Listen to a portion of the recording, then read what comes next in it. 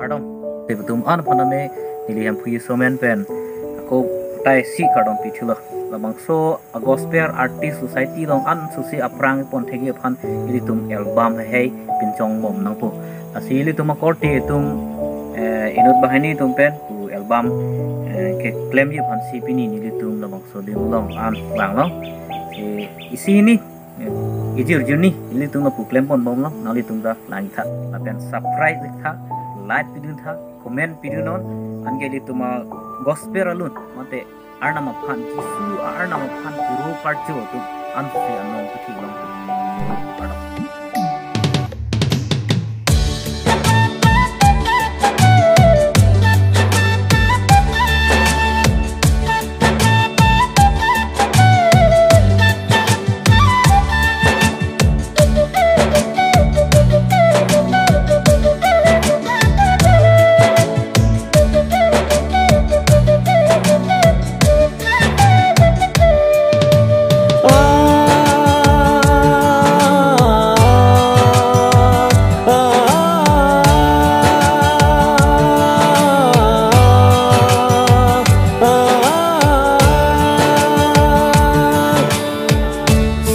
Sararanam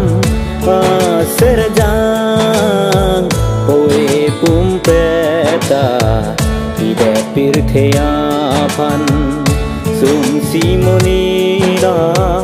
papke doan pejog jiapan filosopo mekan sum si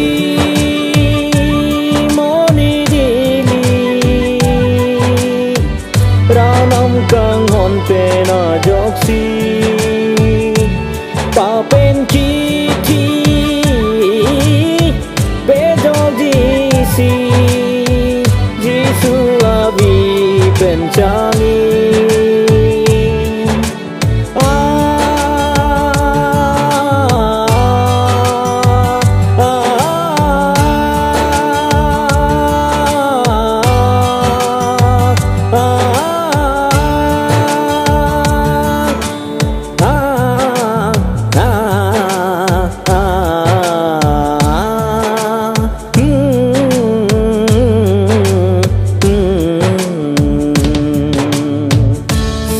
Sararanam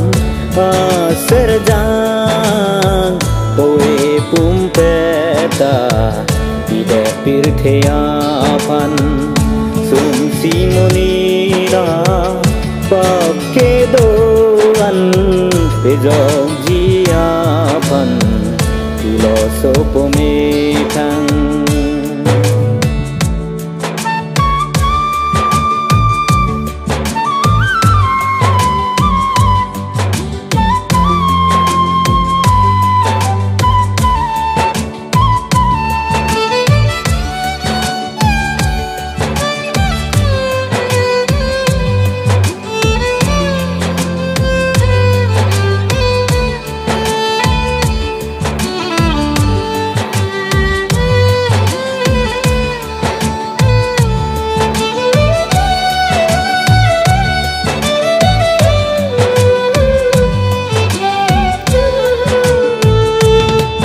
sing pirun medun jipan groi non nang ji suapan kau prega ela vedi kar jong ke jogaluti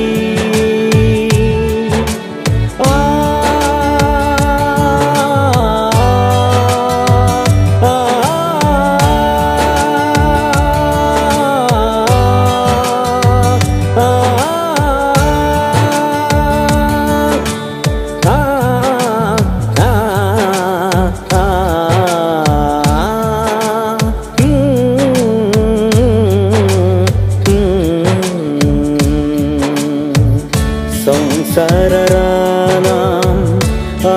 serjang poe pumpeta ide pirtheyapan sum simonira pap ke do an te jok ji a phan ti lo so ko me thang